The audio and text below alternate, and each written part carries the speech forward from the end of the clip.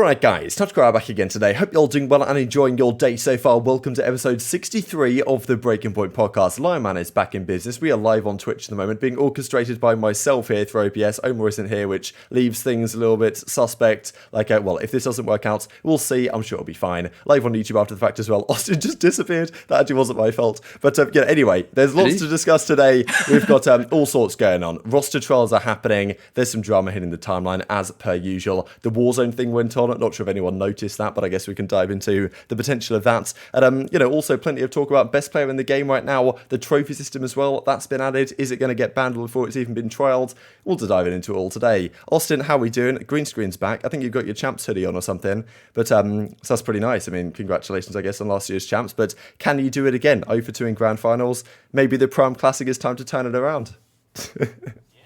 Yeah, hoping so. It's coming up quick, but doing pretty good. Had to block the windows because even when my blind's down, I look like I'm a shining beam of light in here. You're looking good now, I think. Gotta tone it down. Okay, that's good. I like it. How about you, Lion? How you doing? I'm good. I'm currently editing a meme that is gonna do no numbers, but all for the cause. It's worth it. Give me a moment, boys. Absolutely fantastic. Oh, for sure. Can't wait for you to see it. Yes, new control map. Honestly, perfect time you mentioned that, because I don't even know if I had that on my list, Turtle. So let's just say it now. Berlin Control, it's official. It's a map. It was added yesterday, by the CDL. So Berlin Control will be played. What do you think, Austin, about how it plays compared to the other maps? Of course, a good thing, right, for us with Control having actually another viable one, because we've been asking for it for quite some time, to be honest. We were hoping an actual new map might arrive, but Berlin Control it is. Both the points are inside, which is kind of interesting, just because streaks, not sure how effective they'll be, but most seem to think that it's going to play somewhat better than some of the other ones, or at least it's maybe more of a middle ground. I don't know, between the SMG favoured Tuscan, AR favoured Gavutu. How have you been finding it? Because the CDL teams seem to unanimously agree that it needs to be added for the Pro-Am and of course for Major 3. I think it's the best one, honestly. I think each map for controls had some issues. I think a lot of it actually stemmed from the lives being the counter for round 5. I feel like when that changed, a lot of issues got fixed. And I think there's been a really big meta change in the past basically 2 weeks after the last major, because you got to remember the tick change got changed 1 week before last major. It was very rapid. There wasn't a lot of time to practice. We pretty much went in going on a new patch relatively quick, and I've seen a lot of just different styles of control being played by different teams, which is good. It shows there's just different levels of strategy. And I think Berlin is my favorite map. I think Gavutu, Gavutu actually got a lot better. I think you're going to see that map play a lot better for the offense. People are getting more creative on that. It's kind of reminding me of Garrison. Garrison had a 10% win percentage in the first stage, and then it bumped all the way up to 47. I think it was 45 by the end of the year. I think that's going to be Gavutu. Tuscan gets a little bit stale because B is still extremely hard to break. The thing I like about Berlin is it has the most, I don't even think this is the word, but capturable B point.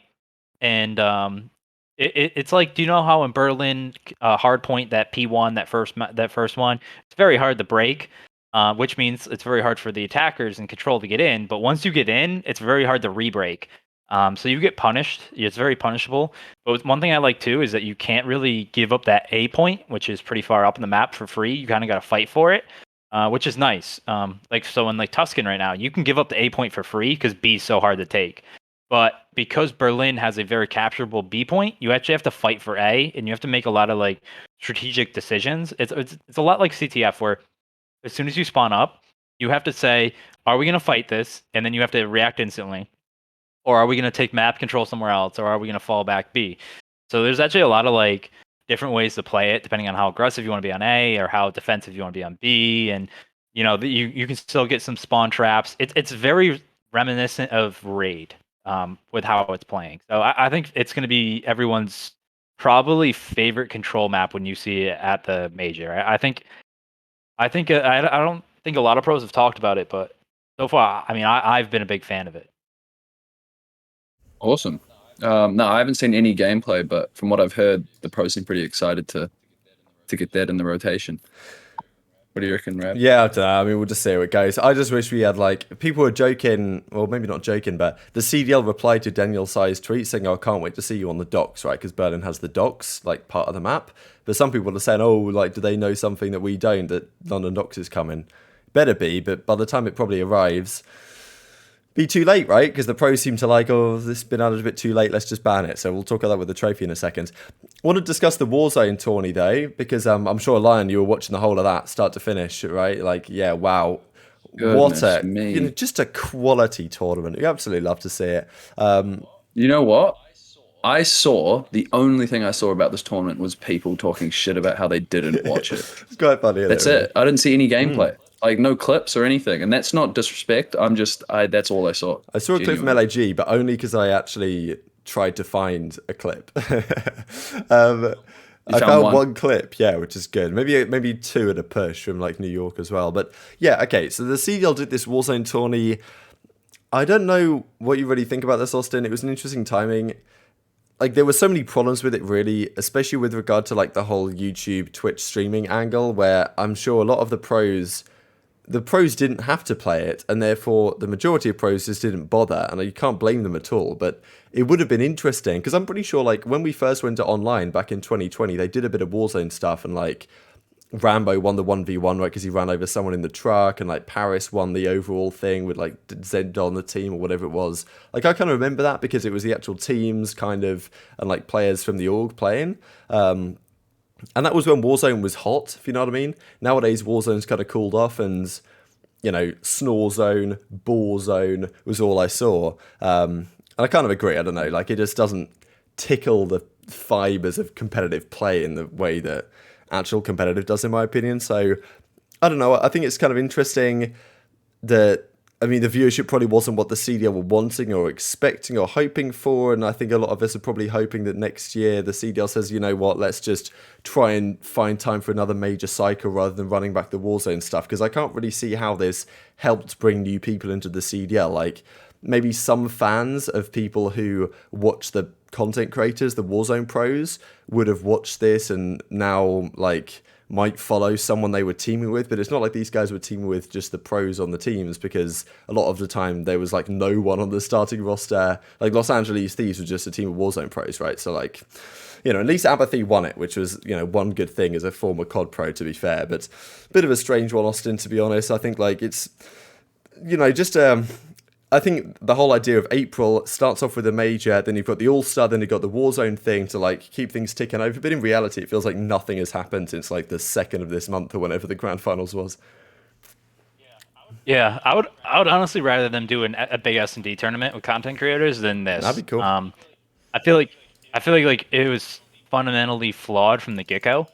I think that's the word, right? But like because the engine of the current Warzone is different from the professional game that we play, zero pros have been playing Vanguard or the Warzone, and they hate the new Yeah, map. true. Like everyone hates the new map. So like pros have been playing it. Zero pros have been using the meta guns.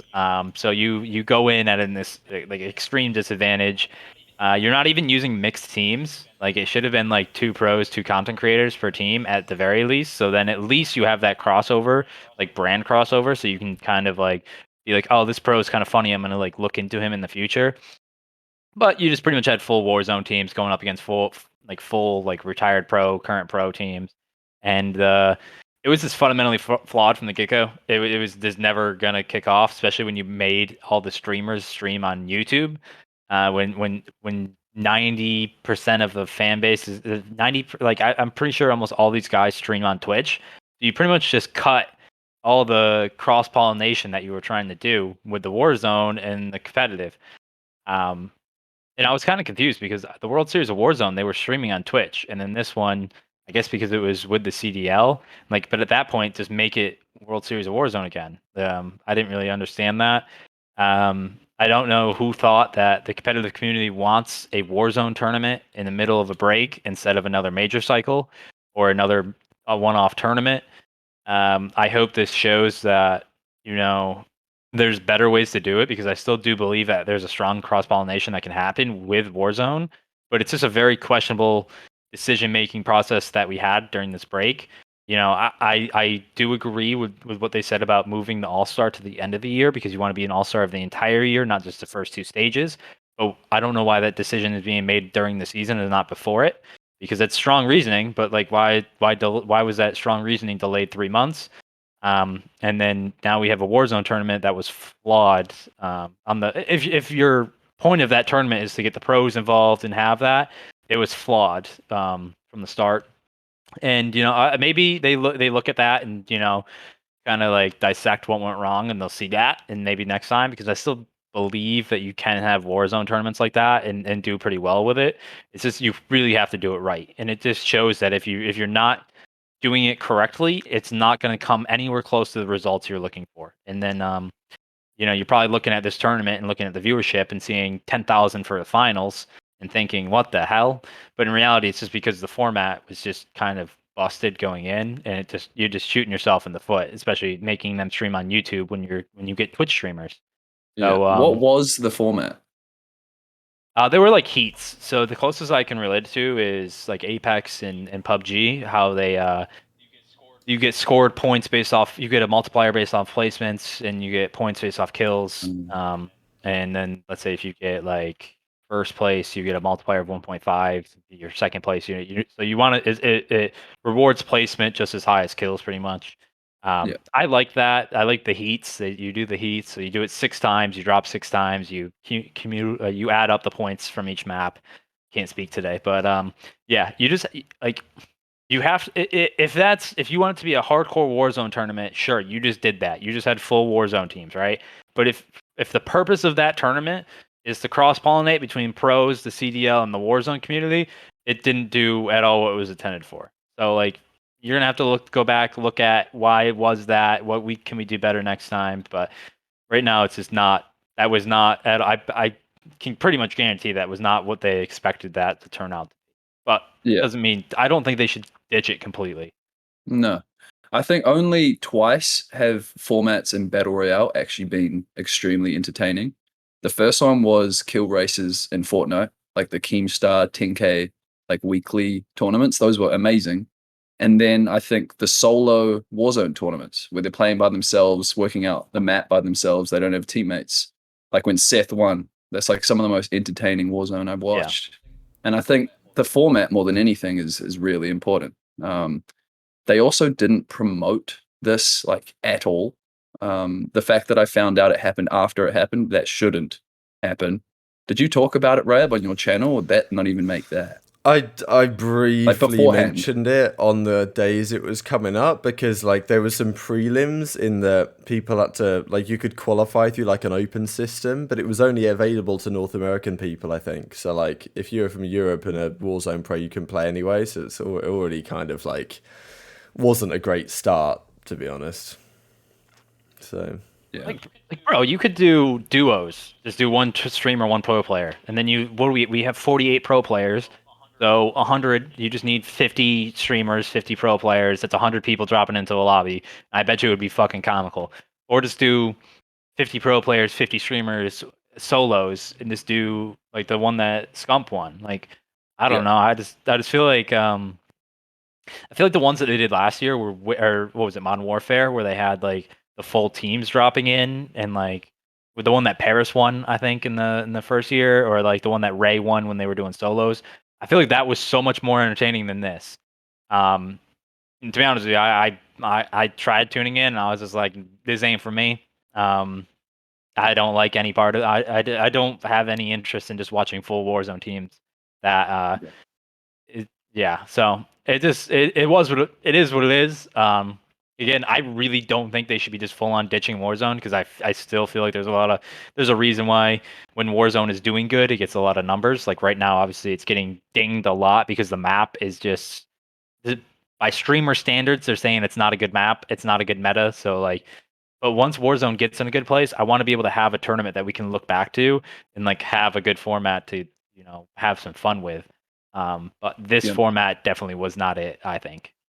There's like a lane open for a battle royale to become like the first competitive battle royale. Like I know that Fortnite did it, PUBG have done it, Apex, have they really got a competitive scene? Not particularly. But there is a lane for like Warzone to fill that gap and be an extremely good competitive, uh, I don't know, tournament. So I don't know, man. I think with this one, there was just a mistake that they didn't really talk about it enough, and that they didn't get the eyes that they were looking for. But the format itself didn't seem too horrendous. Yeah, I just think there's better ways to do it, to be perfectly honest. I kind of agree, Austin. Like, Warzone, in theory, there's much better ways to execute something like this, but I just think that, like, just the way it was done in the mid-season break and the fact that none of the pros are going to play Warzone during the season. I thought there was probably some talk before the season began, the fact that, like, the engines are the same, that they might play it more, but it's like, they're going to be focusing on playing the actual game. So, like, doing a Warzone tourney now does not really seem to work. I don't know. From my perspective, once the season starts, the season should just carry on. Maybe we have like a couple of extended breaks, no longer than 3 weeks, I think. Like, the break should be the pro-am. Like, that should be the break. Like, have a 2-3 week break and then have the pro-am and then get back into it. The break shouldn't be, let's do a Warzone event in the middle of the season when professional players are not playing that because it's not the same engine. Just, I don't know. I feel like someone has to rip the Band-Aid off of that. It's just not gonna. You're not gonna have any. Like, I swear, like Standy had like 0 kills, and yeah, I don't blame him. Because no one knows anything about the map, the guns, and you're playing against people that play that all day long.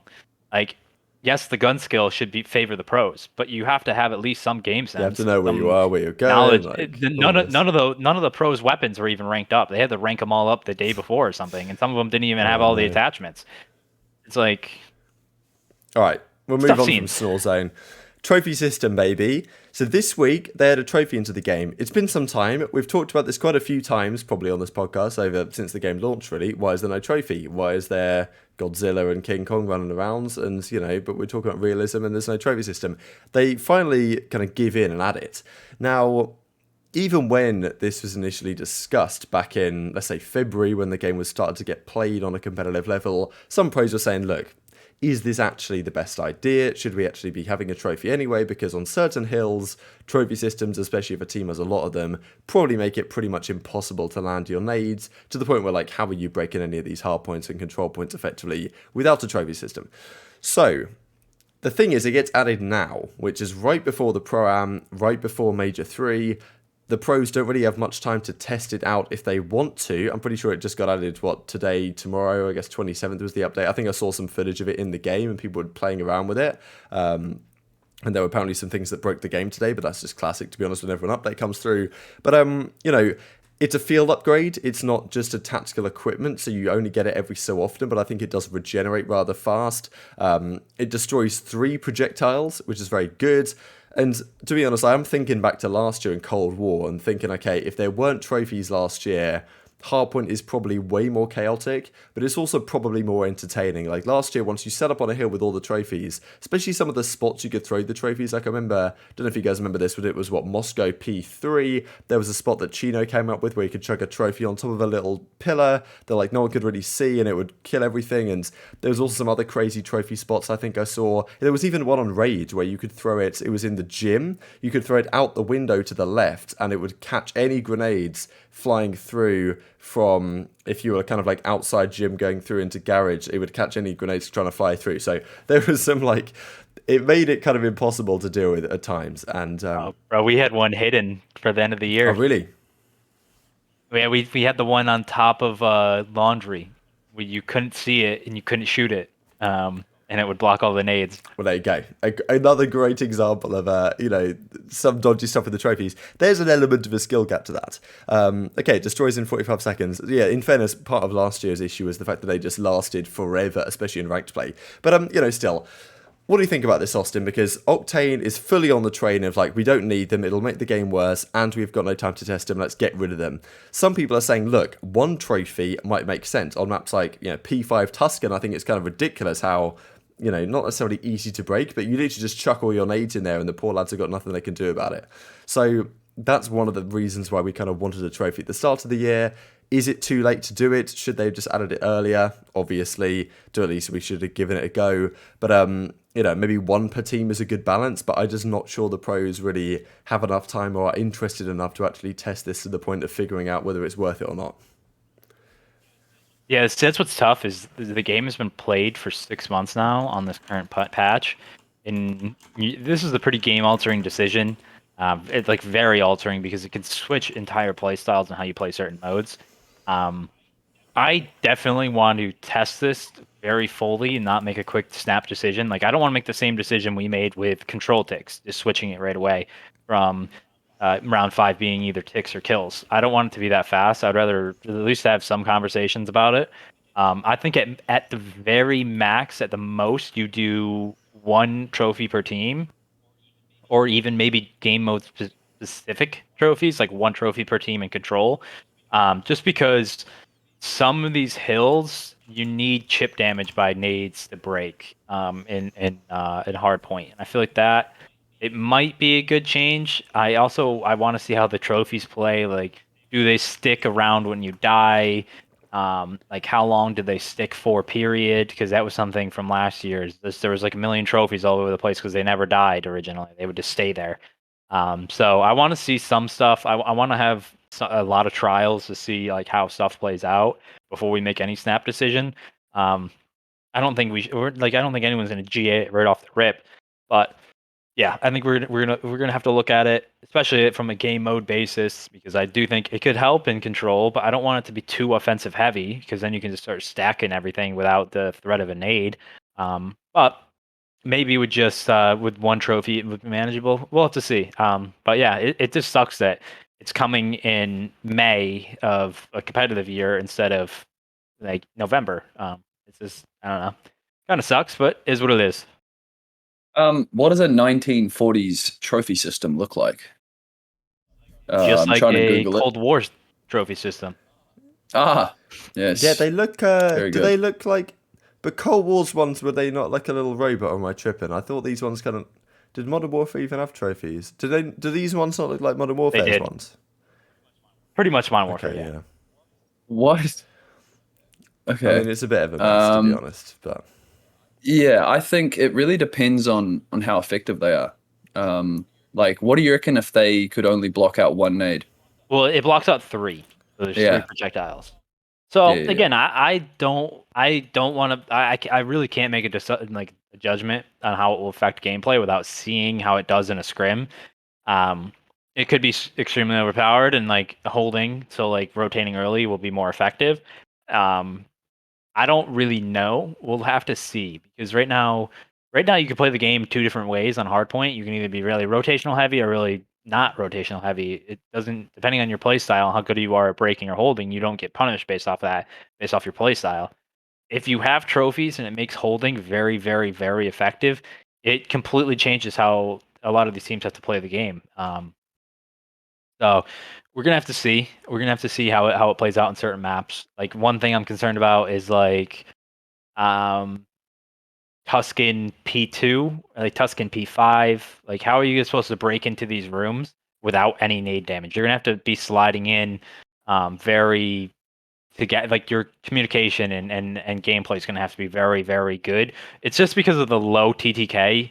You really can't just slide in and soak up bullets and then have somebody come in behind you. It's literally like you start the slide in, you're dead, and then the person behind you dead, and then ARs can lock down lanes way easier. So we'll just have to see. I definitely want to do after the pro am. I want to do scrims and just see how they play because it could work. Do we know if they're in the pro-am? I wouldn't bank on them being at a pro am. Honestly, I have no clue, but the pro am, I mean, flights are a week from today, so you're giving everyone 7 days practice. 6 days to practice, not even because with flights, so you're doing like 5-6 days. So I don't foresee them doing that for that. And again, I would probably advise against that because I think we should be trialing this before we stick it in. But who knows? Who knows? Honestly. yeah, I'm Yeah. not sure the pros will do I think it. all Go it's on, going to man. do is it's just going to slow down the game a bit. And to be honest, my favorite aspect of Vanguard over other CODs is how quick it is. Um, I love that teams can come and respawn, survive, and then run straight back to the hill once they die. I love it. It's quite interesting if Well, it what just Cam makes Allen like said is cage. true though. Like you can only put it down where you are. You can't like chuck it. You just like place it on the floor where you're standing. Like that's kind of interesting. That is interesting. Yeah, see, that's what I mean. I don't really know like how it plays and how it works out. Like maybe there's a way, but then like maybe if it's really strong against nades, do we allow gammon bombs in? Oh my god, the Like so gammon you bomb. just you start really because like that's another thing is like usually we do Semtex, it's quicker release when you have trophies. Right now we don't do that because there is no trophies. So you should take you longer to use utility. But if there's trophies, then we do go back to gammon bombs. I don't really know. See, these are where the questions are gonna start happening, and yeah, this is why I think it really needs. And another problem is right after the pro am, like literally 4 days after the pro am, we I start was stage gonna say three. there's no So time. I don't know really how we're gonna see it play out, or if it's gonna be able to come in time. Maybe after stage three, maybe that's what when we might see it ramp up a little bit more.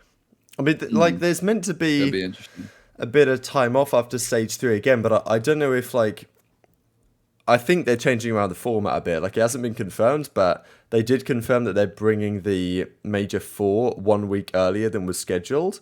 Oh, they upped the schedule, I think, Oh, it on might the actually be on CDL the site. website now. Yeah, I actually haven't checked on the schedule, but I think that it's certainly come at least that break after Major 3 is certainly not 3 weeks anymore. I think It's it's one probably week. only 1 week. Yeah, because they're doing the Boston It's event two as and a half well. weeks. Yeah, it's 2.5 weeks now. Okay, so they've shortened it by a week. Yeah.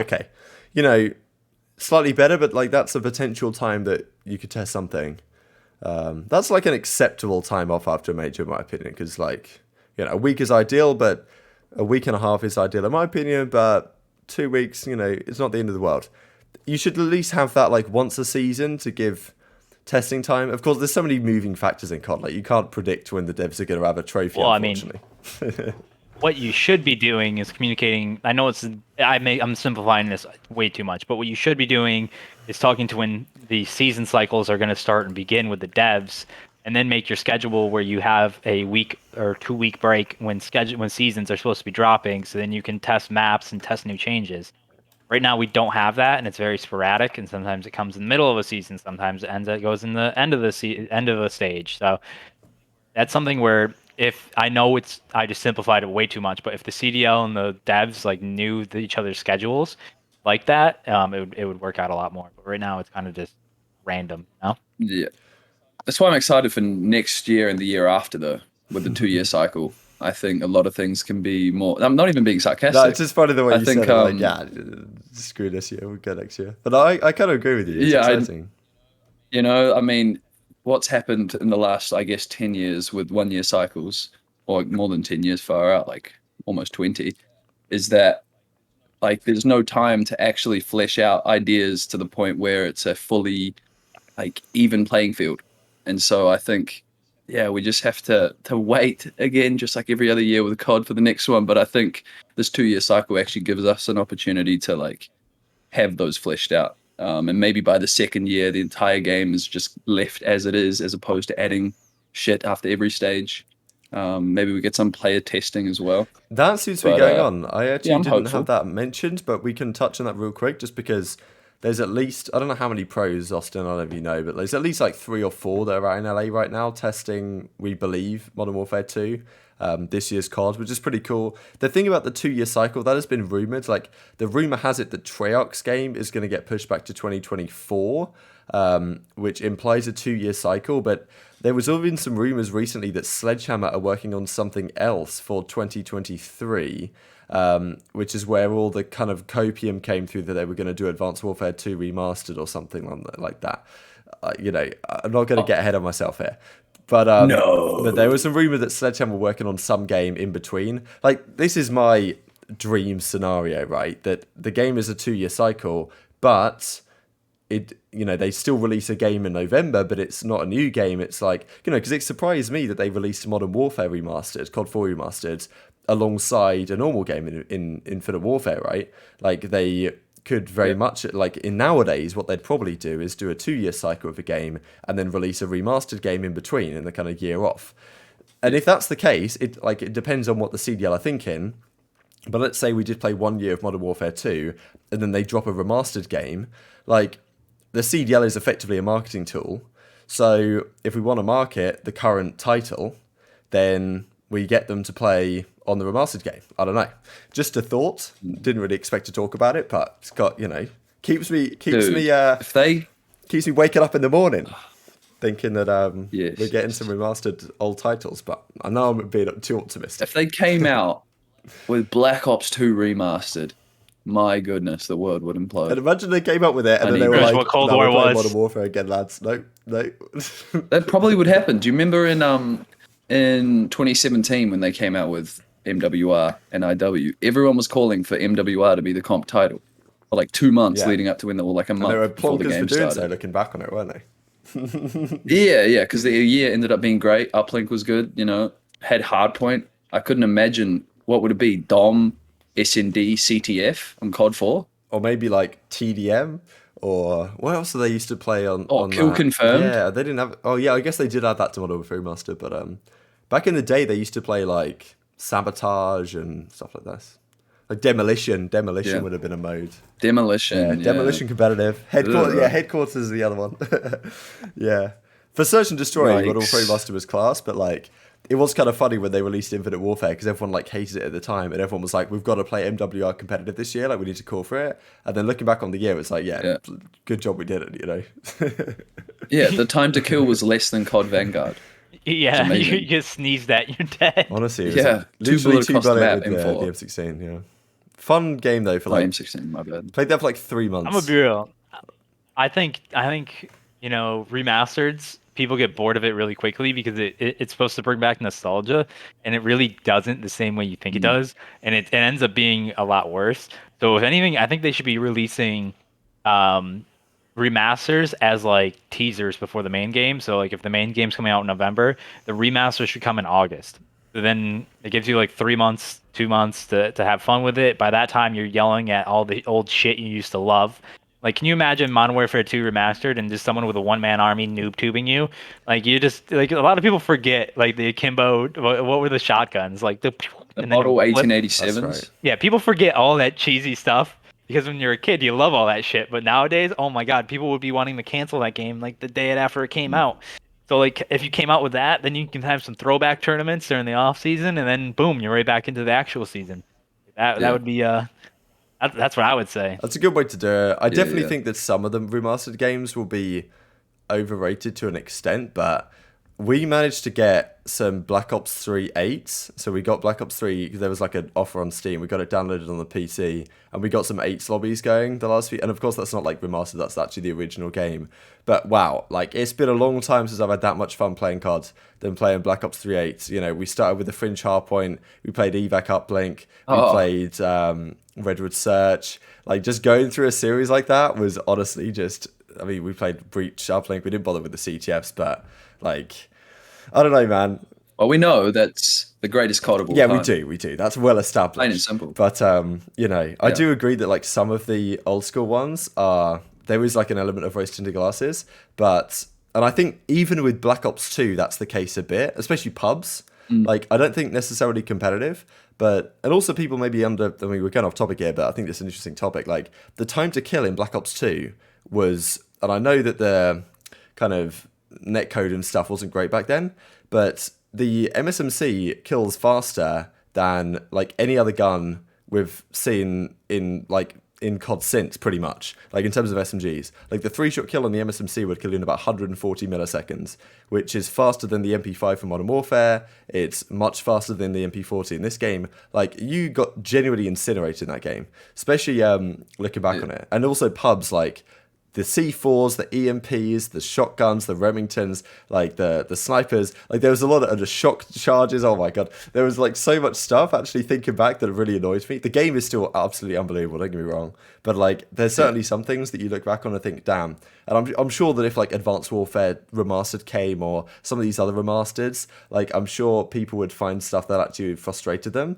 But some of them, like, are actually just and most of them are, to be fair. Like, the CODs have definitely gone downhill the last few years. Like, if we could go back and do a throwback year, like Black Ops 3 would be, I know I'm rambling, but Black Ops 3 would be the gold standard to me, because we lost out on a big year in Black Ops 3, in my opinion, by not having enough events. Like, we need a proper year of Black Ops 3 with like 6-7 events. One day, man. Wait, were there not 7 events? No, there was like 4. Like, I mean, okay, there were some crap ones like Crown Melbourne Invitational, but like, okay, no. So we had Totino's, that doesn't count. South Carolina as well. It doesn't really count. That doesn't count because of the controllers. And then we got stage 1 playoffs. We had Crown. Yeah, we had ESWC. Was there a Gfinity? No. It was literally CWL, Orlando, stage 2, Orlando, and then champs. Anaheim, stage 2, so. champs. So 9, but then you take away the first 2.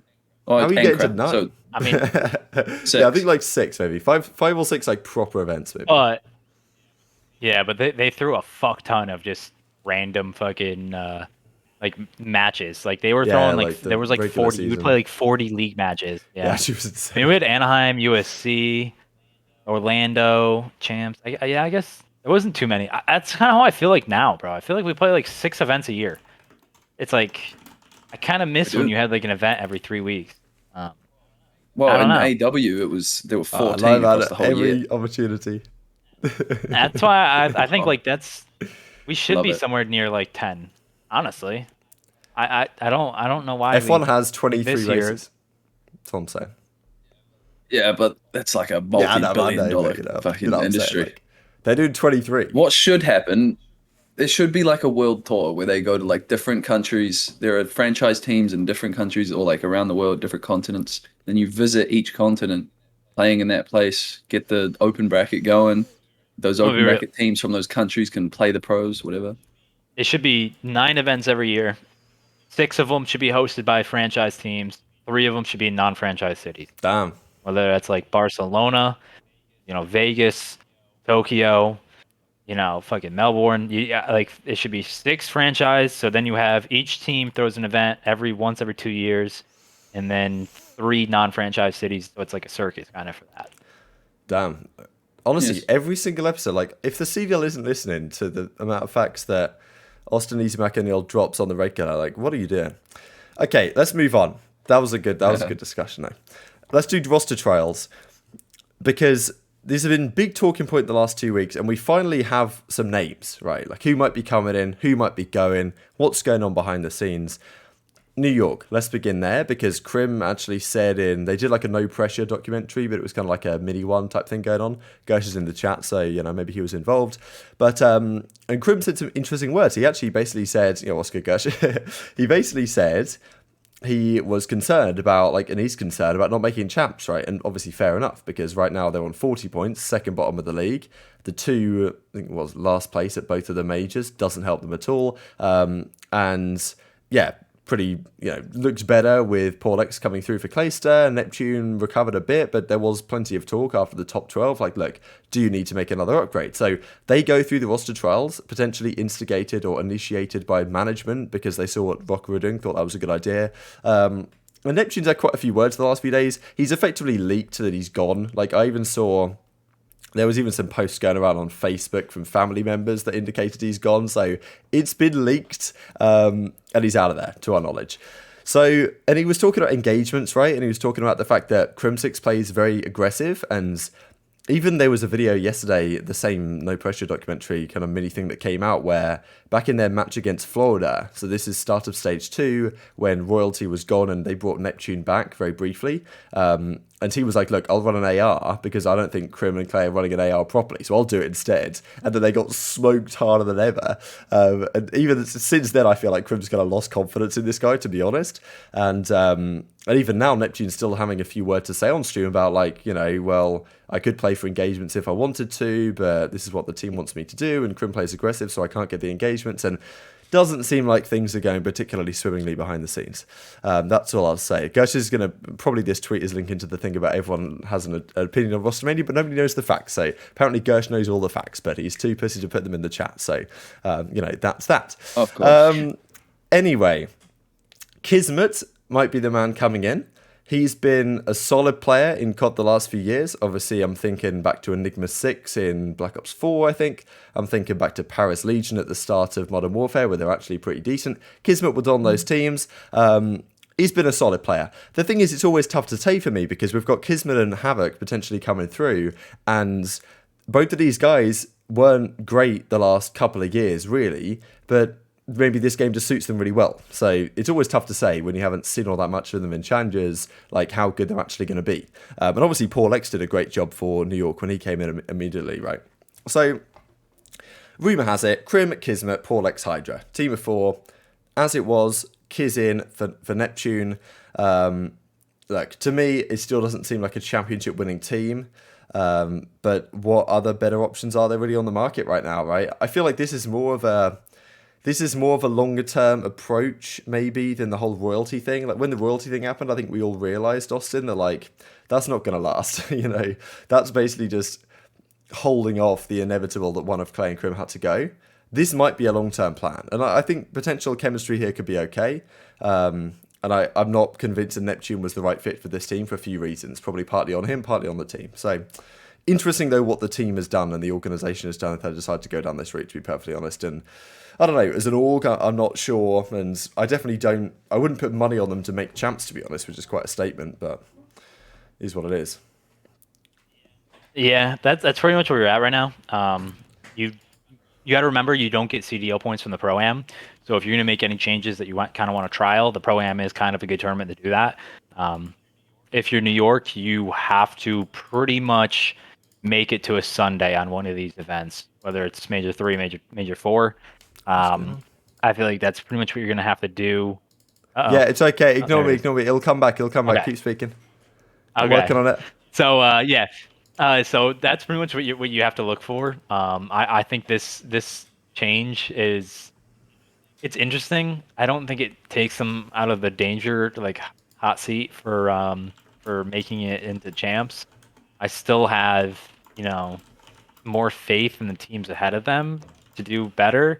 And like Gersh, we know we love you, but like it kind of is, I don't know. I kind of feel like this is like it for New York to prove themselves. If they're not clicking in stage 3, then I think you're looking at I think you're pretty much looking at missing champs, which is unfortunate.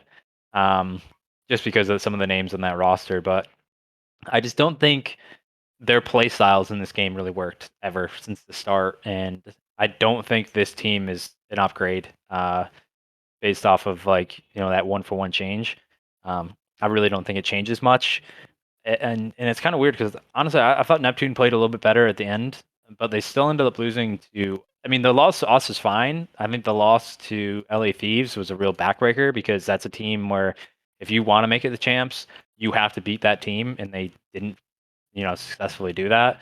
I think that was a real backbreaker. But I also thought like Neptune plays at a fast pace like he did last year. Obviously, he's not this year, but like I actually thought him and Crim would be a good force on the map because I feel like Hydra is a little bit more of a not a slower SMG, but he's more like a methodical SMG where he's not all he has some pace, but like he's usually locking down power positions with the SMG, which would allow Neptune and Crim to get really aggressive. Like I thought that would have been a good duo because Paul's been playing really well too. But obviously it didn't translate at the major, and they kind of had to make a move going into this because you really only have 3 events left in their season right now if they don't have a good tournament. So you got to take a risk here. Is the Kismet risk the one you want to go for? You can look at the amateur side, and I don't really know. Like right now, it's in a weird spot where I don't really know. There's no clear cut option for another player go at other than Kismet. So it's kind of a weird spot. I do hope for the best. And as Kirsch has said, like we don't know how the internal team environment is right now. So there could be a lot of other factors going into it.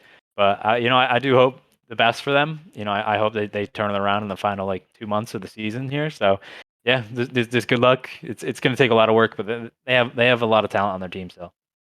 Yeah. Honestly, in stage 2 qualifiers, they were looking pretty strong. They were just unlucky to get reverse swept by LA Thieves at the major. which is a huge blow, and I imagine that is probably the backbreaker for them. But as we've seen, like in previous years, and I say this quite often, every new title is a clean slate for every player.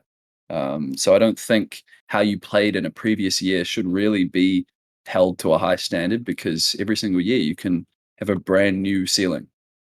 We've seen it this year, especially teams like Toronto.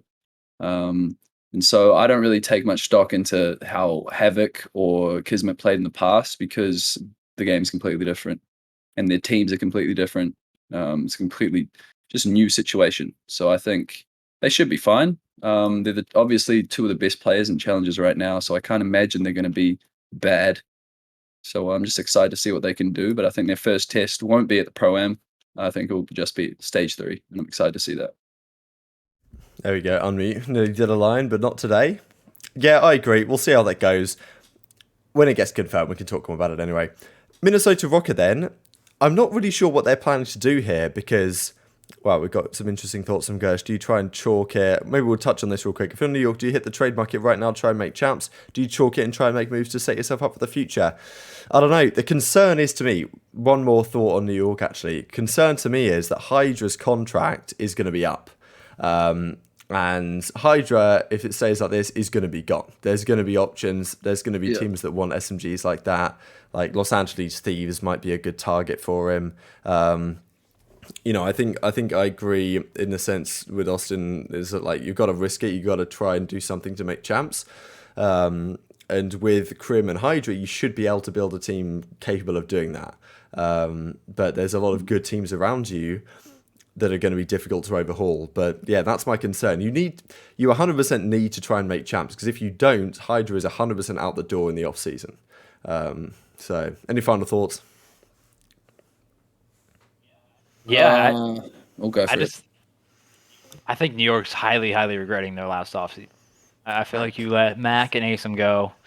I feel like those two players are having pretty much career seasons right now. I feel like they've just been having great seasons, and yeah, I feel like they're just going to be highly regretting, some of the decisions they made last offseason. But that's obviously, hindsight's always 2020. But I feel like you can never chalk a season, especially when the prize pool is as big as it is for that. So you got to go for it.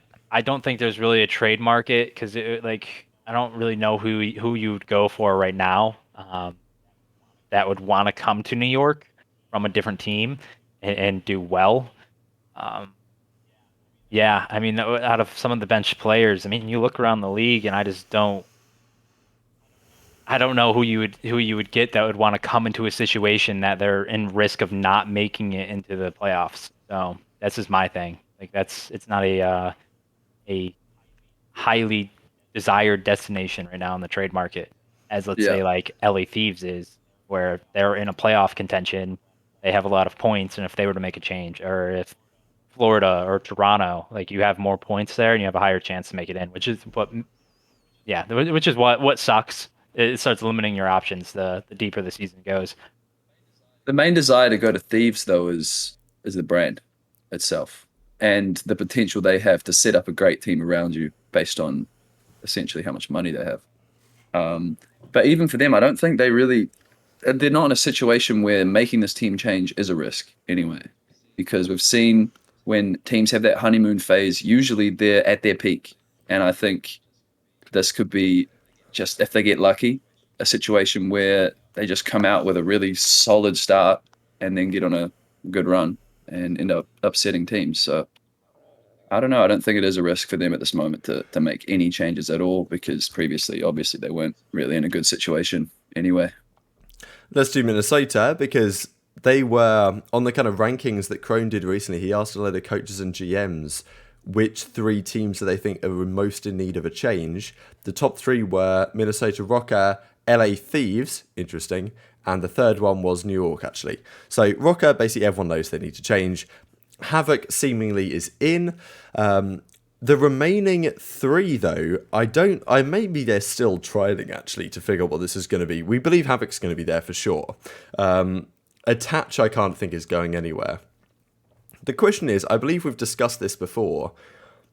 We saw 3 players in the lobby the other day: Attach, Standy, and Havoc. So the theory was, okay, maybe they've chosen Standy over Priester in terms of the SMG duo for Havoc.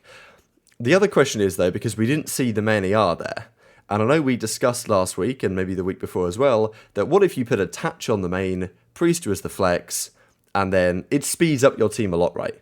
Major Maniac's a good player, good insert and destroy, kind of a critical player when your backs are against the wall.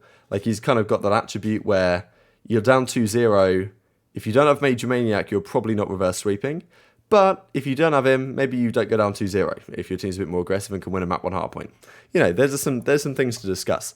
But rumour had it that they were at least trying out Havoc and Standy as the SMGs, Priester as the flex, and Attach as the main. I don't know if that's actually how they were thinking about it behind the scenes, but I think there might have been a troll. They probably did give it a go. Now, like, whether Major Maniac stays or goes, I don't know, but I think that probably that increase in pace that they would have if they did that is probably a good idea. It's a weird one, because I almost want to see Priester get a chance elsewhere. Like, I feel like I'd like to see Priester slot into another team and just see what he could do, because I feel like we've kind of, you know, his potential has not necessarily been limited. Like, he's won an event with ROKKR last year, Stage 5, but it's not quite... We've not quite seen the same Priester recently, and I don't know if that's to do with the situation on the team or whatever, but, like, he was an incredibly solid and consistent takeover player not too long ago, and now he just seems to not really do much. So this seems like kind of last and final call, to be honest. I don't know how close he was to being ousted from this team, and maybe he still will be, but yeah. What do you think about that, Austin? Like, it's a really interesting one for them to call, but Havoc is almost certainly coming in. So then they've got to figure out what they do with the rest, and you can't really get rid of, well, you don't really want to get rid of Standy, because if you do, then it still puts you in a position where you've got to have a quite slow AR duo. And I don't know, I feel like this team needs, 1 change can maybe be enough, but 2 changes really sets a marker down to the league. They're like, you know, we're here to play, you know, we're going to adapt. Yeah, honestly, I thought all 4 players could be on the way out or on the way in, or, you know, any number of things. I don't think there's one player you look on this team and just say, like, they need to be on the roster in this next generation, which might be a little bit, like, aggressive, but, like, that's just the way I like when you kind of got to look at it. I think Attach needs to be a main AR, or at least at the very least a flex in a roster. That has to be your first you know, goal there. And honestly, I think Preston should always be the SMG, Priesta. I think he has always found success being that aggressive player that can kind of find holes in the defense, you know, kind of play up front. I think, I honestly, if he's out of this team, I do hope maybe that's like a candidate for New York. Like, I do hope to see him in a new environment, like a fresh breath of air, because I do feel like he's been in this system now for 2 years. I don't think it's working. You can kind of tell they're not playing the type of Call of Duty that he wants to play. Just like looking at the map and the mini map, I could be way off there, but it just doesn't look cohesive. But yeah, that's just my thing. I mean, Standy's had moments. It's like the same thing as Preston. Like, I feel like everyone's had moments where it's the same thing with all 4 of them. They've all had moments where they've done really good individually, but also moments where they've really lacked individually. And that's something, maybe a 1-for-1 changes. I think Havoc's a great player. He's been playing really well on the amateur side. Maybe he comes in and really changes the team culture. But a lot more is going to have to change besides just one person coming in. Like, it's going to have to start being some play style changes, some pace changes. You need to start changing more than just one player. I think needs to be changing there. So maybe they'll find it. I still believe they have a good foundation to be a very good S&D team, very good control team. They just have to find the consistency and the respawns to be a threat. You can't just rely on winning 2 S&Ds, because that doesn't win you a series. You got to win one other one too. So I don't want to check them out, but they're another team that's definitely on the hot seat for missing champs. I feel like right now they're 10th with 50 points. I feel like they're in the same boat as New York. Like, you got to look at this Pro-Am as if it's one of your final 3 tournaments of the season. You pretty much, you have to show up here. This has to be like your yeah, you know, prequel to the major 3 to where you do well. So they have to show up here, do well, gain some momentum going into that next tournament. I've got 3 things. So Havoc, he denied the spot on was it New York the first time? That is correct. Yeah. So yeah. Earlier in the year. Yeah, and now he's in the position where he's trialing for teams and can kind of pick and choose where he goes and all that. So that's He got amazing. lucky, Everyone was giving him but, shit. He maybe made a good call. Yeah, but maybe it wasn't luck because he was the only player that was being mentioned in challenges and he knew his You've stock. got to respect it because, in the like, end, you it know, worked at out the end for of the day, people were clowning him a lot, but he's actually made it work and probably Clowning, joined a team calling with, him a dumbass. you know, more potential, I think. I don't know if you want to join New York as an org. Sorry, Gersh. Or more importantly, a No. team that he thinks has more potential. Yeah, that's also that he true. is more Yeah. That's also confident. true. 100%. But he came in and he's now separating with Kismet, most likely. So what was that about? That was just chat and shit. Well, maybe And- that was just for New York. Maybe he wanted more than a 1-for-1 change in New York. Yeah, but they were like a couple. They like loved each other and they would like hold hands, but now they're like separated. And maybe he didn't want to leave Kismet in the amateur side. Maybe since they're both getting a chance in the pro league, if they both do get signed, maybe that is more of what he wanted. At some point, you've got to I take like the that, offer. Austin. That's cute. Yeah. And finally, when was the last time we saw a 2-person change actually be successful in COD? Because I know when the last 1-person change and the second to last 1-person I want to change. say Optic Texas, but, you know. That's, Does it count that's- off-season? Does Yeah, it but that's count? going into a new game. It's not really a... Okay. Would you consider that like a Interesting. typical roster change? Mid-season. No, I know what you're saying. Okay, so we're talking mid-season 2-man roster changes that... That has led to a championship. Ooh, okay. Oof, that one. Yeah, you've you've already thought about this, have you? You got some in mind. Let me think. Does I'm Modern trying to Warfare think. count with only 5 players? Florida in Modern Warfare. I was thinking that. So they Yeah, brought in that's it. Wake and... Pharaoh and... No, not Pharaoh. Wake and... No, but Wake, they were separate. Yes, Wake they was a did. 1-person They change, did. no? They did bring in And they brought Pharaoh. Pharaoh in They and did Wake, bring in okay. Pharaoh. But that's 5v5. But so he was that's only beforehand. 40% of the team. This time it's 50%. They didn't come together. But there was They a came 2-person separately. change. That was pretty quickly, though, if I remember correctly. What about two? Okay, whatever. Kismet's in I the don't think- chat. I guess not you're a lot right. of teams- Great. Not a lot But of that's teams. the point. Yeah, That was not a lot of teams 2.5 do years ago. Not a lot of teams do 2 changes. Like you could say teams have needed 2 changes, but over the last season, I mean, championship winners. I mean, last season, if it wasn't us, Toronto, or Minnesota, you didn't win a tournament. Yeah, I mean, Nemesis has a good one for Black Ops 3. I mean, that's probably the... You could argue Yeah, but think that. about that last year. 2 of those teams were 1-person change teams that won. Yeah, okay. Yeah. Okay. I'm not ruling out the idea that a 2-man change can work. I just think it's quite rare. Like, 2-man changes are probably more rare than 1-man changes. Therefore, there's going to be less instances They are. where that team goes on to win an event. Especially when FaZe have been so But dominant last 1-person year. changes. 1-person changes, usually they're swapping out the weakest link for potentially the strongest link within a system that isn't working around that other player. And then they bring them into that current system and it works. Whereas a 2-person change, usually you're destroying the whole thing and it's a reset. Yeah, usually that's what you do at the end of the season, where you blow it up, you go again. You don't necessarily want to completely blow it Yeah. up. But But you if you're could chalked, you blow it up. you could also argue shit. that teams that are in the bottom of the standings right now should be blowing up their system because there's something that hasn't worked this year. Like Yeah. I can understand like a mid-range team making a 1-for-1 change because you have a system that obviously has gotten you some sort of CDL points, and then that raises you up. But if you're in the bottom half, if you're on the bottom 4, bottom 3, bottom whatever, your system's probably not that good, and you probably need that hard reset. But at the same time, if you are winning in a certain mode, let's say you're very good at S&D or something like that, and you think you just need a little bit of a system tune, I get what you mean, though. I do. It's usually harder to find 2 really good players to bring at the same time and then make that system click really fast. That's something that is very difficult. You would need a good team culture around it to make that work quicker than Yeah. just one person. All I'm trying to say is when people they need a 2-person change to actually make a difference. It's like usually that either doesn't happen or it doesn't work. So I hate that narrative because 1-person changes have proved to actually I like that from you, Lion. I like that. That's very nice. Speaking of that, then, It's just let's do LA facts. Thieves, because this is what people said about this team. 2-man change. It's got to happen. Blow it up. Octane's got to go. Draza's got to go. Bring in, don't know, someone else. Put Kenny on the main. Who knows? They've not done that. they've said, or I think we touched on this briefly last week, that okay, they're beating the teams they should beat with the role change. They've got better, but they're still getting smoked by Optic and FaZe, which, you know, like, if you're only getting smoked by Optic and FaZe, that's okay. You can, if LA Thieves end this year a top 3 That's team, P3. it's not the end of the world, is it? Yeah, you know, P3, we take a podium.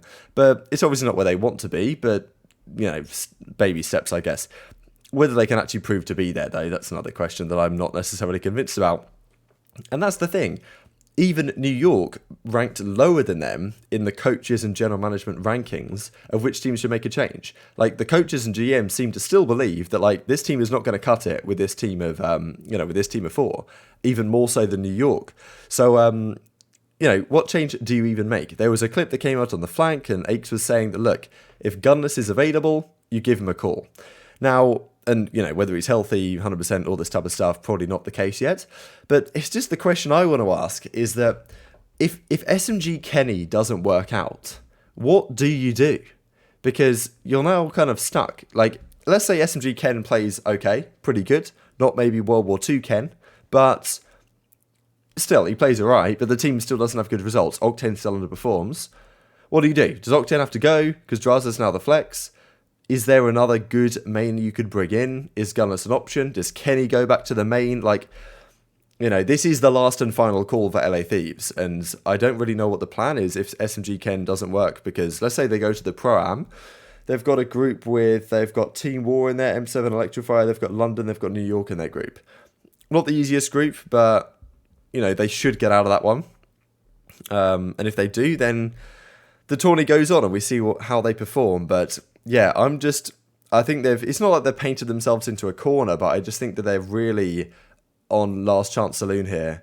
And I don't know if Gunless is even a possible option, because to fit Gunless into your system, like, he's going to probably be the flex, and then is Ken going to have to be the main, and then you put Draza back to a sub. You don't really want to do that because the comms with Draza and Envoys, the subs were terrible, so you need another sub with better comms.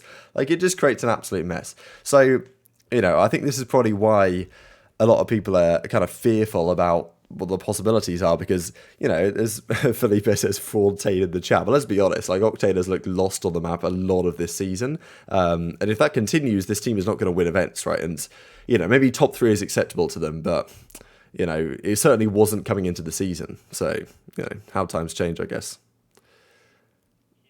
Yeah, honestly, that group is pretty stacked. I can see New York definitely taking it. I feel like New York could take it. I feel like they might have like a honeymoon where they could come out and do pretty well. But I'm also kind of thinking Team War is going to make it out of there. I like Denz's team. I've been watching a lot of them. I think that's a really strong team that's coming in. They could make an upset there, and that would actually be kind of fucking crazy. But for the LA thing, honestly, I know a lot of people push for Kenny to be an SMG. I think he's a very good flex. He's very aggressive. He can play that SMG when third SMGs when needed. That third SMG can be a little bit more selfish. I think that that can fit him better than being a main SMG. That's where I see him. And then I actually do see Gunless fitting in there, because Gunless is a slower SMG, or a slower AR. So like the pacing would kind of work there. You could allow Kenny to you know, take those, be more aggressive. Pierce will always have the back line for you, always hold that down well. And I don't think you give up on Envoy. I think that puts more Draza in a hot seat for that second SMG spot. Maybe you look elsewhere.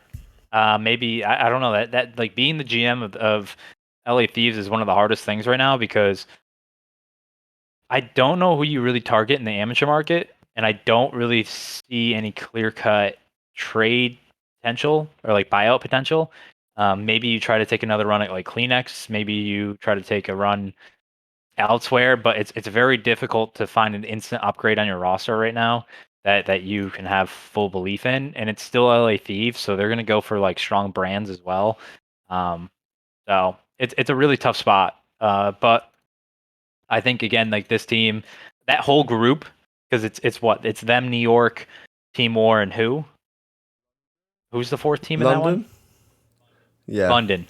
I feel like that whole, I mean, even London has to prove, because they've kind of stumbled at LAN. It's the most interesting. I feel like all 4 of them have a lot to prove for this next one. Like, New York's gonna have to prove that they're gonna gain momentum going in, which I feel like that team is actually probably a dark horse to win that group. And then you have LA Thieves, who have stumbled and have not looked anywhere close to their early season form. They're going to have to find that. London's going to have to prove that we can be just as good on land as we are in line, and I think that comes with just more repetition. I think people forget they're a very young team and they're going to make it there. But also, you have a really hungry team in War who has been running EU. It looks very, very good. Has a lot of older amateur veterans, and actually I think a couple of them have made the pro league. So I feel like that is just a stacked group that, especially with the tiebreakers and how huge some of them are going to be, you're going to probably have a very tight knit group there. You're probably going to have a lot of 2-1, 2-1, 1-2, 1-2. So I'm actually really interested to see who makes it out of that. Yeah. I just feel bad for LA because last year they picked up every Challengers player possible. They had trades go down. They got Hook. And then this year they're left with just an even worse situation without making changes. So I guess this was trying to be like a making up for last year's management of the team, and in a way, it's just kind of backfired. Maybe next year they but find also a good this year middle it ground. seems like I don't know. Yeah, I mean, yeah, make changes when it's necessary. Last year they made changes after stage 1 when I didn't even think it was necessary. But yeah, this year it seems like the talent pool in challenges is like there's less standout players. It seems more like an even playing field for some reason. And so you're not really seeing these players like Standy come in and dominate. So I don't know. I actually haven't got anything for LA Thieves because they've tried it. They've tried it all once, and now they've tried nothing once, and neither is going well. So Kind of a I don't know. classic LA I just really Thieves hope that situation. the change. Yeah. Yeah, if they can get like a few good wins straight away, I think they'll be in good shape. But if they continue on the same trend, I think it's just going to get worse. So Yeah. Their thing is I feel like last year we had a lot of really crazy SMG talent in the amateur side, and this year, I mean, you have Texas Nation, obviously Havoc and Kismet have done really, really well, but outside of that, you have Rezi, who's an AR, I think has done phenomenal. You have Assault AR, he's done pretty well. Welly AR, Cryptic Scrappy, AR, for example, um, not free agent anymore. yeah, But Scrappy AR, but yeah, you have a lot of just ARs. Like things did really well in stage 1 elite AR. On the SMG side, you had Ojani who did well in stage 1 but fell off towards the end. You've had Yeez who's had sporadic good instances here or there. I'm trying to take a look around it. It's really hard to find that next, when we were sitting here last year, we were like, okay, the 3 SMGs that are coming up right now are Hydra, Standy, Venom. Who else came in last year? 540. There was just a. Let's go. I don't even want to diss No, it, but legit, it's just yeah, funny. he He's a came up. meme. I feel bad. He Yeah. actually made it. I can't wait. He's gonna beat you guys. Even You say five. Vivid, 540 is gonna Vivid, smoke you. Vivid. I don't know. Yeah, if people forget, Vivid was in the amateur side and Modern Warfare. It's like Venom, for example. I don't know. I really liked Yeah, Venom when he was on LA Afro Thieves came briefly, but- in. I mean, Neptune was in the amateur side. There were so many SMGs last year where you're just like, this is the next guy coming up. This is the next pro league caliber player. And right now for SMGs, I feel like you're seeing both of those guys who are pro league caliber trialing in the pro league right now. And then the third one, the next one up, there is a couple of names. I don't want to sound like doom and gloom. There is a couple of names out there. I think Yuli's really good. I think Noisy's has had good runs here or there. I feel like I still feel like Ojani has potential. I think he's just a little young. He has to grow a little bit. There has been a lot, but I just feel like that's what's difficult for LA Thieves right now. There's no one that you just say come into our roster, you're gonna make us better right away, and that's where they're kind of struggling to make upgrades on the roster. I agree. Yep. We'll see how it goes. The Prime does make a very exciting prospect. Whoever loses to our amateur team is getting roasted beyond belief. So I'm looking forward to that one. And that's also the thing. We didn't mention this last week, but the schedule has been released for the Pro-Am, and Thursday and Friday at least. So I'm guessing the bracket begins on Saturday, Sunday. But Thursday, Friday, all the group matches are played. And there are 4 games going on simultaneously across the streams. So it starts as usual at 3 p.m. Eastern. There are 4 matches going on at the same time, then another 4 matches going on at 4:30 Eastern, then another 4 matches going on at 6 Eastern. So beautiful, CWL style, fantastic. If we actually, they bloody better do an Alpha Bravo Charlie Delta stream, that's all I'm saying. And if they do, I can get the multi-stream up like the good old days, it'll be good times. But yeah, definitely be keeping my eyes on, because someone's going to get upset and someone's going to get roasted, and that Group C is spicy. We'll see what happens. Yeah, Rerun Heretics. Damn right we need a Spanish team.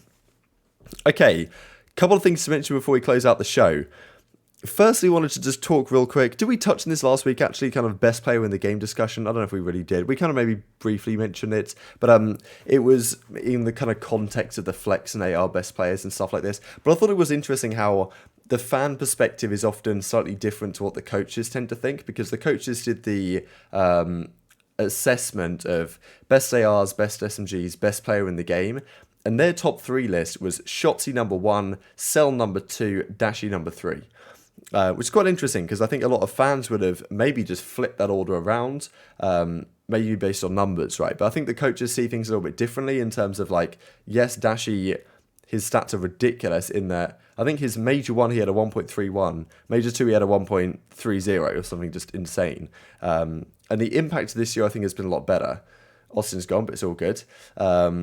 So, what do you think about that line? Because I think a lot of people would have said Dashy number 1, but I think that Shotzzy number 1, for my money, there's no one who does what Shotzzy does anywhere near as well. Shotzzy is comfortably far and away the best at what he does in that kind of aggro, making space, SMG role. No one can even come close to him.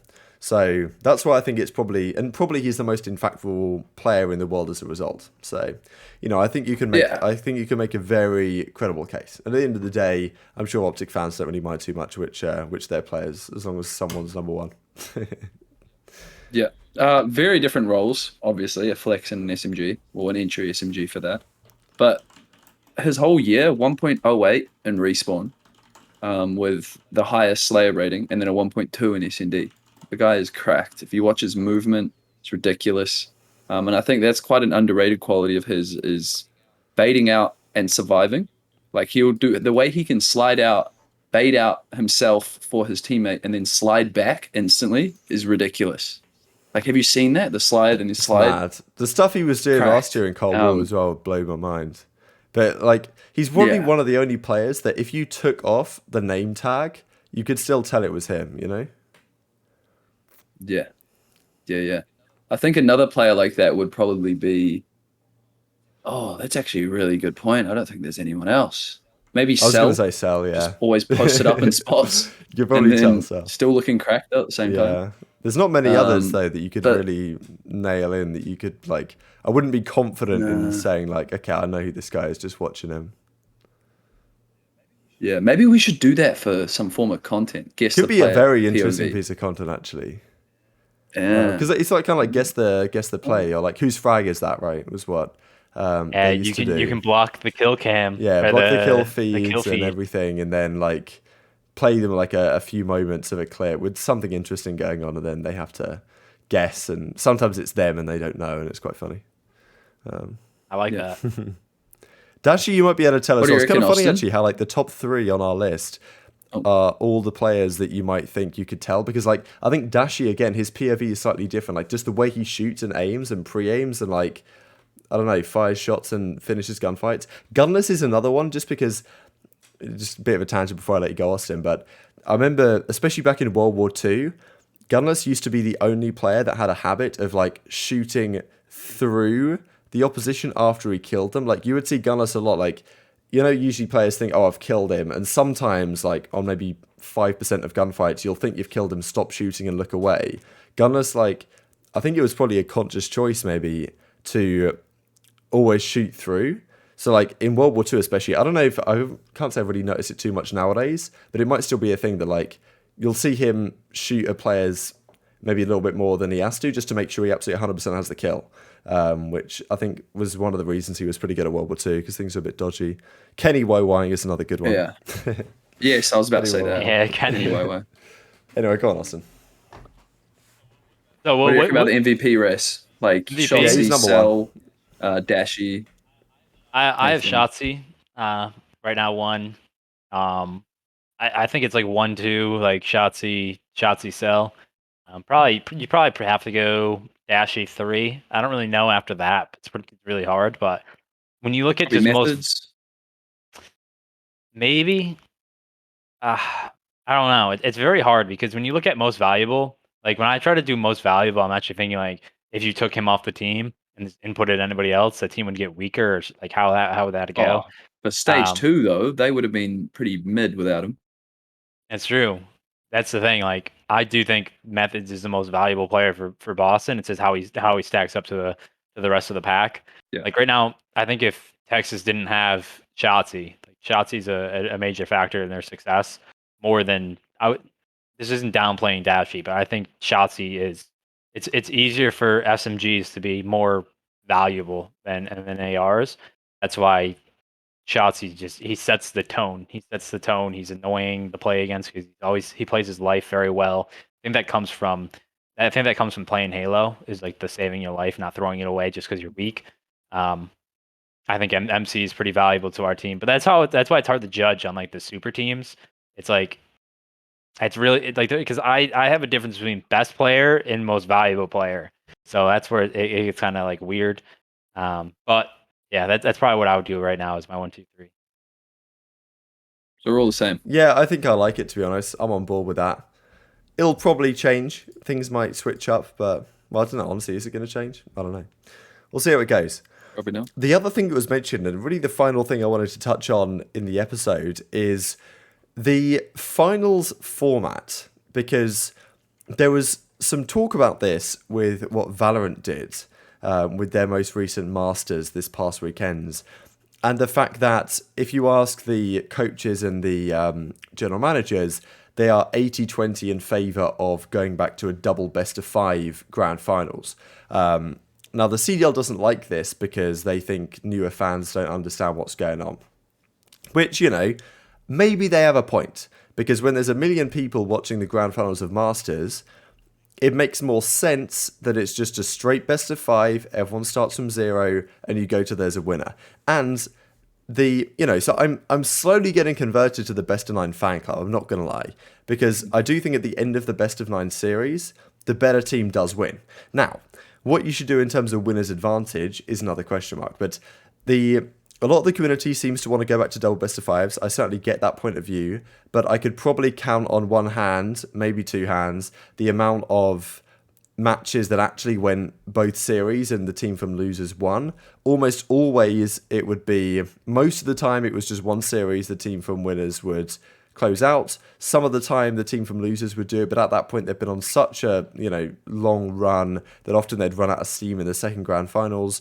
Like there was a couple of examples in Infinite Warfare, right, when Optic did it twice in 2 events in a row against Envy. In World War II, I think it was Rise at Seattle. They made a crazy losers bracket run there. I'm pretty sure all the way from losers round 1. FaZe 2015, I think it was season 3 some playoffs, examples 2 in best of Advanced Warfare. 7s. Yeah, 2 best of 7, exactly. So there is some crazy examples. World War II, Seattle. Yeah, I think I mentioned that one. And I guess, maybe World War II Stage 1 playoffs as well. Did FaZe win 2 series FaZe, you're right. in losers? Yeah. Over Optic. That's when I was thinking okay, of. yeah, exactly, yeah. So there was like a couple that season. So there's a few in COD history. With the mortar run. Yeah, exactly, yeah. The attached through like a artillery. madman. But this is the thing, like I agree with Sally really, like the best of 5 can be very anticlimactic. Like often I think we would have tournaments where the winners finals would be a crazy game 5 round 11. One team's gone to losers, one team's gone to the grand finals. Then there'd be a rematch as a 3-0 to the winners team. And it's like, well, okay, well that was kind of boring to be honest. Like it doesn't feel like a final, right? So what Valorant did is they just had a straight best of 5, which is kind of equivalent to our best of 9 because their maps are longer, obviously. There was no map advantage to the winner's team, as some tourneys have done. And in a best of 9, one map advantage is kind of more forgivable because it's maybe less of an advantage. Like a 1 map advantage in a best of 5 is pretty mega, right? But of course in Valorant, and actually I thought it was interesting, people, Loud, who were the Brazilian team who went to winners, their advantage was there's 7 maps in Valorant, they got to ban 2 of them, and they got to pick which map they wanted to play first. So Optic had no control over any of the map vetoes and bans, apart from maybe like the ordering of the ones that were remaining. But the general consensus was from like Reddit and online and stuff from what I read, that they thought that was a huge advantage for Loud. They thought that was maybe too big of an advantage, that they got to ban 2 maps because they basically got to ban Optic's 2 best maps and then choose the rest. And I was kind of surprised really, because they were like, wow, this series is it's already going to be done and dusted. Like Optic, they've got no fracture, they've got no split, there's no way Optic can win. Turns out Optic 3-0'd them anyway. But like that was interesting to me, that from maybe they don't have the experience of the kind of advantages that winners teams have had in other esports, that they felt like that was a big advantage. And so look, what do we do? Because unfortunately, the whole veto advantage in our game is not particularly strong because we don't have enough maps to make it viable, which is the frustrating thing. If the veto advantage was big, like if we were Valorant and we had 7 maps or, let's say 11 maps or something, it wouldn't even work because we have different game modes, but you know what I mean. We had loads of different maps and the team from winners just got to ban all the best maps of the opposition. Then, okay, that seems like a pretty significant advantage. But the way it works out here with very few maps is that the best of 9, you basically don't get to get rid of anything specific. So, what do we do? But I think as time has progressed, I am against going back to double best of 5s. Because I think, again, it's a rose-tinted glasses type thing on how good some of these grand finals were. So, maybe a bit of an unpopular opinion. We will never go back to double best of 5 for one simple fact. It can end in 3 maps. Yeah, exactly. The winner's bracket team can win in 3 maps. And that is why the CDL will never, ever, ever, ever do best of 5s, because right now the minimum is 5. I think it's a fair point, though. You get another. Yeah, I mean it's more content for the finals. I do get it, but like that is, you won't ever go back to that. My thing is it should be best of 9 with a 1-0 advantage, because what's the point of having a double-sided bracket? What is the point of a double-sided bracket if you're both on the same playing field going into the final of it? That's just my thing. Vetoes will never be enough for me in Call of Duty. We don't play in a highly strategic game where all the maps are so different that the play styles are different on it. Like there is in Valorant. There's different agent pools, so you get a big advantage by vetoing certain maps to force the other team to play on certain agents and give you openings that way. We don't really have that in ours. It's more straightforward. So that's why it has to be a best of. It has to, I feel like it has to be a 1-0 advantage. I still like the best of 9s because I like getting those longer series. Like personally, I would say semifinals, like the winners bracket, winners finals and the losers finals should be best of 7. I think we should have these longer series, because right now a best of 5, like, that's kind of what I hate. Is like sometimes the bet, like for a single limb. That's why like I get so angry, is because our series can be done in an hour. A best of 5 can be done in 1 hour, and like that's like one CS map. Like when people like you get like best of 3s in CS, that could be a 3-hour series. Should right be there. longer. Like that, Often the true is. winner of that is the winner. But for ours, it's such a quick series where like that's why I hate single limb. That's why I don't agree with no. Yeah. That's why I hate the no winners bracket advantage, because why to have a double-sided bracket if you have no advantage? Because the veto advantage really isn't, especially this year. You veto a hard point. Congratulations. And then the way the vetoes work, I don't even think you pick the first couple maps. I think you pick map 1, and then like map 2, 3, and 4 are picked by the other team. So it's like, yeah, it's not my favorite. That's what I would be changing. But like, yeah. Yeah, I 100% agree with Austin. Like best of 9's definitely the best way to go, but having no advantage is silly. So yeah, 1-0. But the crazy thing is, regardless of having a 1-0 edge, Austin, you would have lost both finals anyway. Yeah. I was actually thinking about because that. That's like because the better teams won those games. Like we there's no excuse to lose 5 maps. That's why like even on a 1-0 advantage, there's really no excuse to lose 5 maps. Like if you lose 5 maps, you deserve to lose. But you shouldn't be going. I still don't think you should. You shouldn't be. You should be rewarded for making it through. Right now, your reward is to sit there and wait for the losers bracket team to come in hot and play you with no advantage. Yep. Pretty silly. There's actually an advantage to the team coming from losers, as we've discussed before, because of their honor. streak. So it is pretty silly.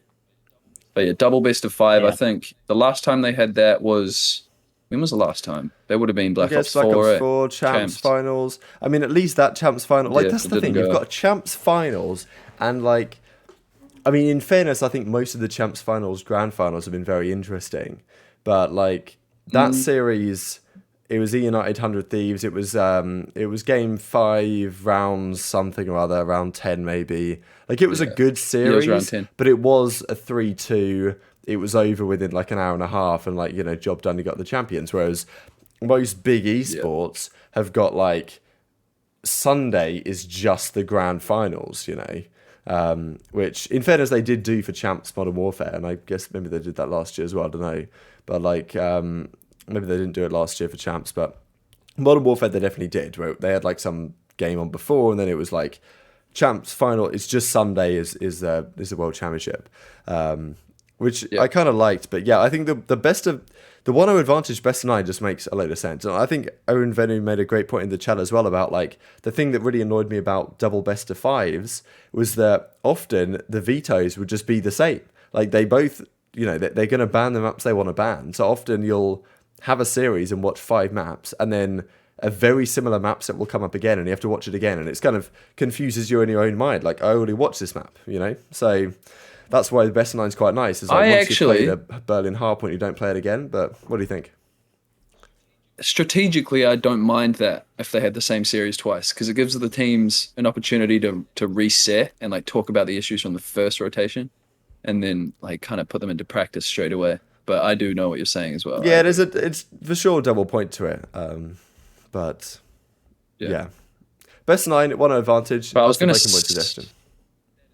That is, and we've said that for almost a year and a half now. But what I was going to say is, you said that almost every champs has been interesting. That's not true. Okay. 2014. Okay, 2014. I was thinking like that's the only one I didn't go through in my head. 2016. I was there. Yes. No, it was a 3-1 though. Game 1 was interesting. Game 1 was very Game 1 good, was but then the rest of the series was shit. I don't even remember the rest of the series. Do you not remember the Cerberus that ruined the CTF? Oh, there was actually a Cerberus. The Cerberus really? that stopped the cap. Oh, man. It stopped That the cap, so and then tragic. Envy got the return, and it ruined the that's map. so And I was the Cerberus, man. But that was my God. What a shambles. 2017 was good.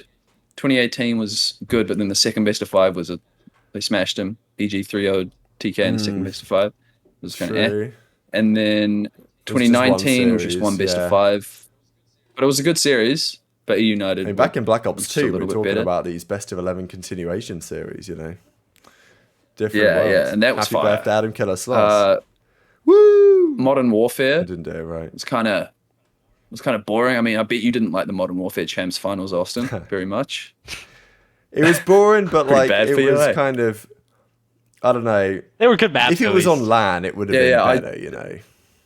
Dude, I woke up to the score being 4-0. Didn't know how to feel. And then last year, you guys beat Toronto pretty easily. It's just a foregone conclusion last year. But FaZe was just there's been, good. 4 good champs finals? Yeah, it's been a good few ones, yeah. I just think that this, like half. You know, we've already seen some cracking grand finals, I think, in this best of 9 format. Yeah. Like, I think we've seen, as a percentage of grand finals, there's been much better ones since we've moved to best of 9s than there was when it was best of 5s, to be honest. Like, even the last couple of years, Cold War, we had some great ones. Like, we had some 5-4s. Like, the one that you guys won was at stage 4 against Dallas. Obviously, stage 5 are the ultra reverse sweep. That's the only one that went to 9, didn't it? That's the only one? No, the last 2 did. Yeah, I'm thinking. As in stage 4 and 5. When you guys beat Dallas. Oh, because of the reverse sweep. Yeah, and the reverse sweep as well was game 9. Yeah. Then there was a couple of 5-3s and some 5-2s, and even so far this year, like there've been 5-2s, but both 5-2s have been very like on edge, you know, because like it's when someone's up 4-2, they can win 5-2, or it's 4-3, and 4-3 is like super game on, you know. I mean, like the reason why like best of 9s are so good too is we have so many maps in Call of Duty, like not like maps as in like so many maps we can play, but you have 5 hard points, 5 S&Ds, and 3 controls. You're not gonna be able to be good at all of them. So like it really sways throughout the series, and that's why I like it. That's why I think like we need best of 7s for some of these semis. We need Like I'm fine with best of nines. It's a 1-0 advantage, but like I think that's awesome for like having more Call of Duty in a series. I just feel like we need to explore that in other aspects as well. Especially Hopefully for we high do. stakes matches, you know? Like I'd rather watch a longer series that I actually care about rather than, it straight over. Absolutely, We just give great suggestions on the show, we really do. Anyway, that's going to do it for today. We probably could have thrown in an SMG tier list, but given it's Rab Productions doing this, there's absolutely zero chance that's going to work, unfortunately. So, and we've still been going for an hour and a half. Next week, we will be just about a day or so away from the start of the Pro-Am. That's exciting because it's been quite some time. This break is dragging on beyond belief. You wouldn't believe the amount of like the depth I've had to go to find content these last few days is genuinely it feels almost like deep off-season territory. Like it's not quite, but like there's sometimes when I'm making videos like 2 a day and stuff, like in late October, around that time, you can get into some really tricky spots where there's not much content to talk about. Like, it's not been far off that the last few days. I remember when the league came back in February, March, like, I had so much stuff to talk about, I couldn't believe it. Like, I was still in off-season mode, finding content where I could, and I was getting overloaded. And now I'm having to get on my little, on my grind again to find things, watch things here or there, try and pick up on something. You know how it goes. But, yeah, final thoughts, boys, before we close out. Go on, Austin. No Really thoughts? hope this Pro-Am does good. I'm excited for it. A little bit still upset about the format. Still think we should be starting on like a Wednesday and doing a double M bracket, but like I'm still excited for it. I really want to see how these amateur teams do. I still really wish the 3rd seed got to go straight to the losers bracket instead of just being eliminated, because I do want to see more of these amateur teams. I really don't want to see all 4 of them go out in like group play, for instance. I want to see these guys have a little bit of a deeper run. I'm wishing them all the luck. Hopefully you guys get to enjoy a nice, good tournament. Even though it's no fans, Esports Engines always throw a great tournament. So I still don't think it'll always be a good tournament no matter what. So yeah, let's get excited for next week. Yeah, mate. I don't really have much to add, to be honest. I didn't know there were no fans at the Pro-Am. That's quite disappointing. Their venue changed. The CDL messed up. What's new? Yeah. I just don't like that they're compromising the format because of like time constraints. Like that should never be a problem. And I remember that was a big problem in Modern Warfare where they would do 2-day events, and that's why there were only 8 teams and all that shit. And so, yeah, this year it just seems like they're trying to get this tournament in 4 matches a day, which I actually kind of like because that brings me back to like 2019, 2018. That's cool. Yeah, but it seems like they're rushing it a little bit. So I guess we'll have to see how that plays out. But I'm excited for the matches regardless. But I guess we'll talk about that all next week and break it down. Yeah, that's the thing. Like they've done 4 games at once on the Thursday, Friday, but I guess their idea is that for the bracket they only want 1 game at once, which makes sense. But at the same time, like if you're going to do 4 games at once Thursday, Friday, you could just do a double in bracket and have 2 games on at once for the Saturday. I don't know. We've covered it. That's going to do it for today, ladies and gentlemen. Thanks all for joining us live on Twitch, after the fact on YouTube, all the podcast platforms. Hopefully the Rab production today wasn't too bad. Omar will be back in business next week, and we're going to have a Pro-Am Classic to talk about, and probably these teams will have confirmed what the hell they're doing with their rosters. Yeah, trophies are gone, Alan, and you can catch the entire thing after the fact on YouTube, Alan, if you want to watch from the start. Thanks all for watching. Take care of yourselves, and we will see you next time.